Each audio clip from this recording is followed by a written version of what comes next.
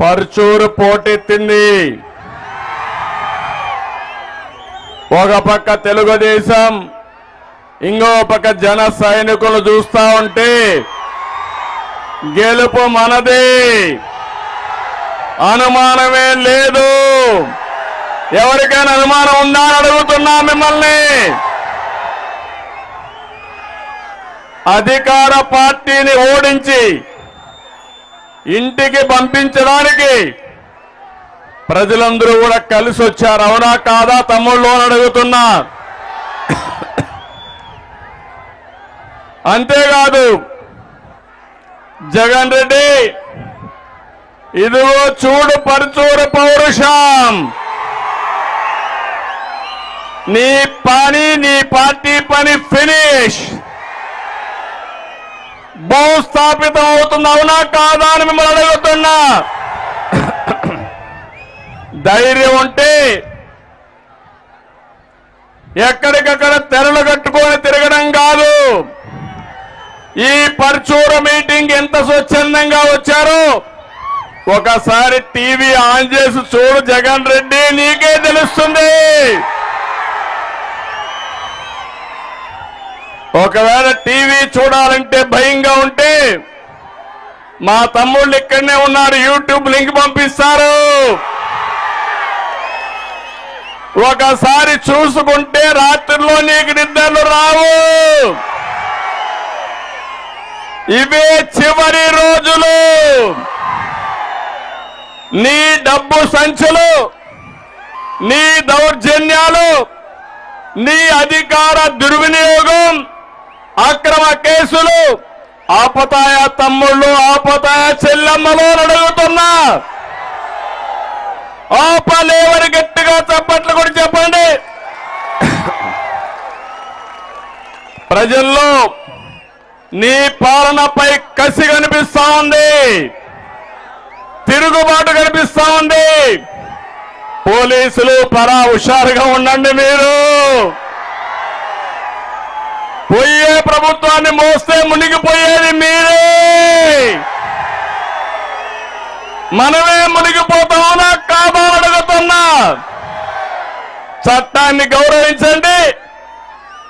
కాకి దుస్తులు వేసుకున్న మీరు మళ్ళీ ప్రజల మన్నలు పొందడానికి పనిచేయమని మా తమ్ముళ్ళని, ఆడబిడ్డల్ని, పోలీసులు ఒకసారి కోరుకుంటున్నా. నేను ఒకటే చెప్తున్నా, మేము మీటింగ్ పెడితే అడ్డుకుంటావా పిచ్చి జగన్ రెడ్డి అని అడుగుతున్నా. పరుచూరులో మీటింగ్, జగన్మోహన్ రెడ్డి ప్యాంటు తడిసిపోయింది. అందుకే అతను చేసిన పనులు మీరు చూస్తే ఇది ఎండోమెంట్ భూమి అంట. ఓకే, ఎండోమెంట్ భూమే. ఒక రైతు స్వచ్ఛందంగా నేను ఈ పార్టీ కోసం, మీటింగ్ కోసం నేను ఈ భూమి ఇస్తున్నానని ఇచ్చాడు.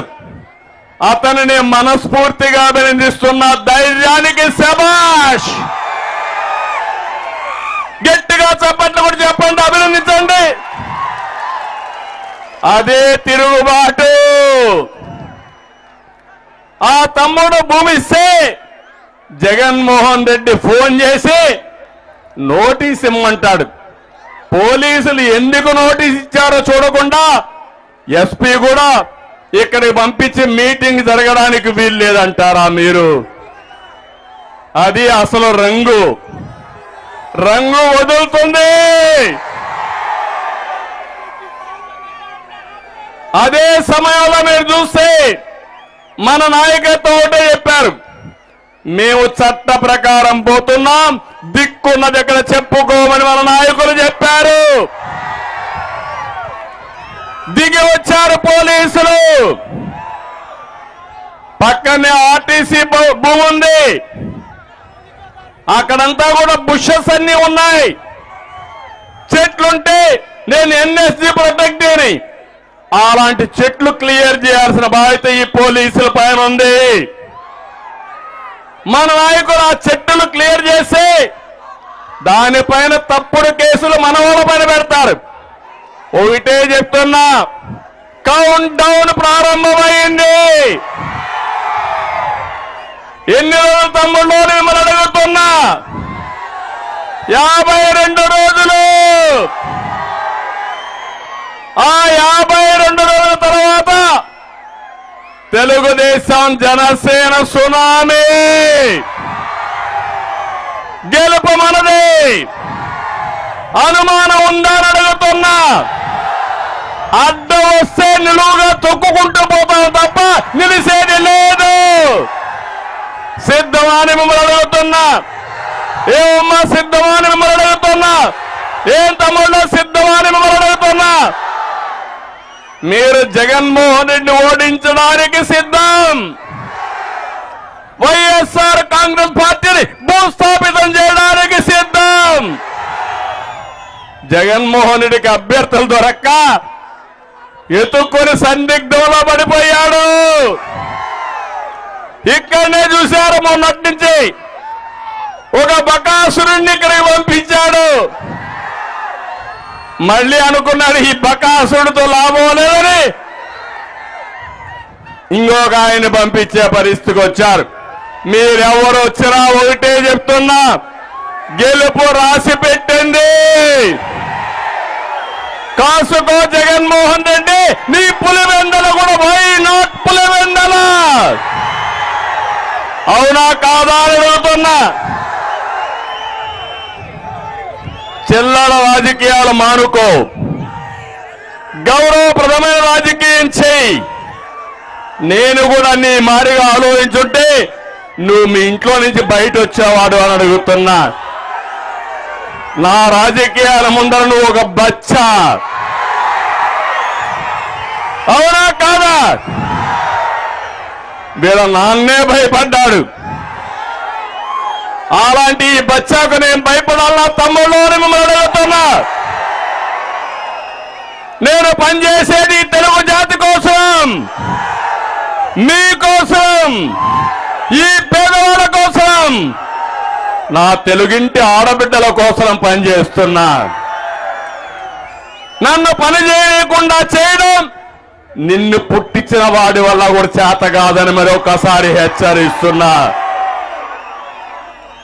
అందుకని నేను ఒకటే మిమ్మల్ని అందరినీ కోరుతున్నా, రాజకీయాల్ని కలుషితం చేసిన వ్యక్తి ఎవరు ఎవరు ఎవరు అలాంటి వ్యక్తిని ఓడించాలన్నా లేదా అని మిమ్మల్ని అడుగుతున్నా.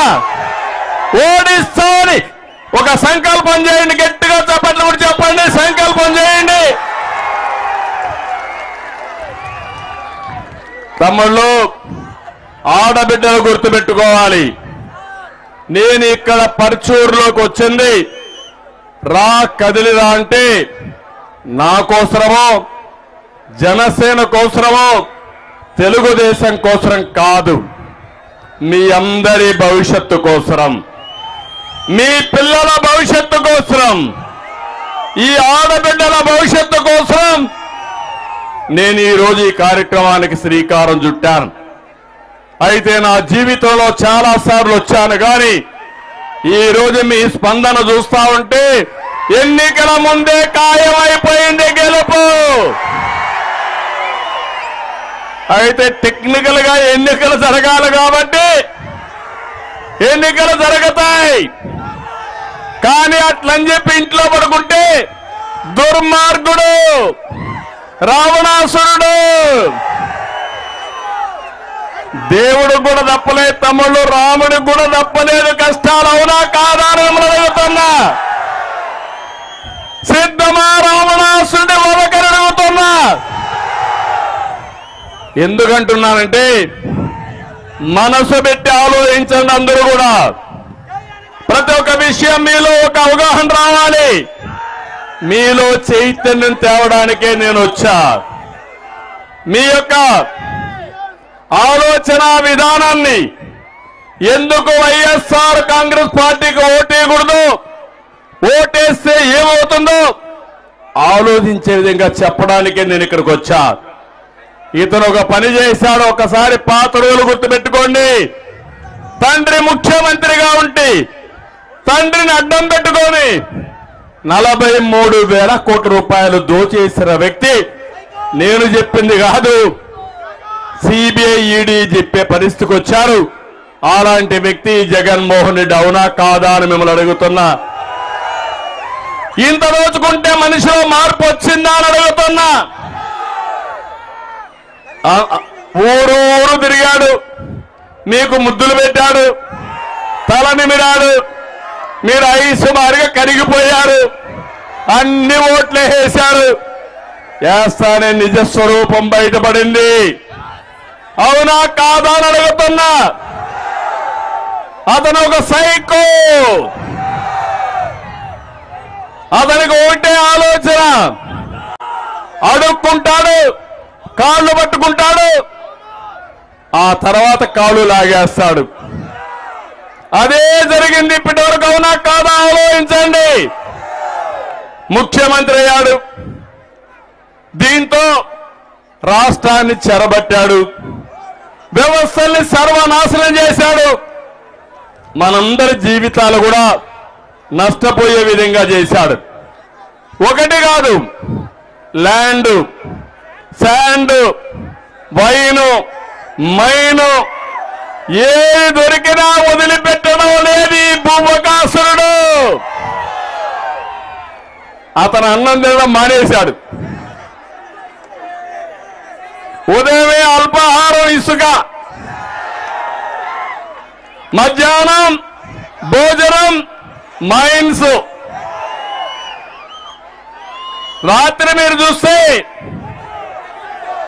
ఏంటి జే బ్రాండ్ మద్యం, అది డిన్నర్ ఈయనకి. ఇంకొక పక్క చూస్తే ఈరోజు ఒక్క ఎగ్జాంపుల్ చెప్తున్నా. ఇప్పుడే ఎడితే నాకు స్వాగతం పలికారు గ్రనైట్ పారిశ్రామికవేత్తలు. వాళ్ళ బాధలు నాకు చెప్పారు. ఈ నియోజకవర్గంలో కప్పం కట్టని గ్రనైట్ యజమానుల పైన కేసులు పెట్టారు. అవునా కాదా అని మనం అడుగుతున్నా. పరిస్థితి ఎంతవరకు వచ్చిందంటే మైనింగ్ అధికారులు రౌడీల మారిగా కారం పొడి తీసుకొని ఈ పోలీసులు పెట్టుకొని మైనింగ్ ఆపరేషన్ దగ్గరికి పోయి బీభత్సాన్ని సృష్టించారు. ఇదేమని అడిగారు. అడిగితే మాకే అడ్డం చెప్తారని కేసులు పెట్టే పరిస్థితికి వచ్చారు. ఇక్కడే సాంబశివరావు గారు ఉన్నారు. పాపం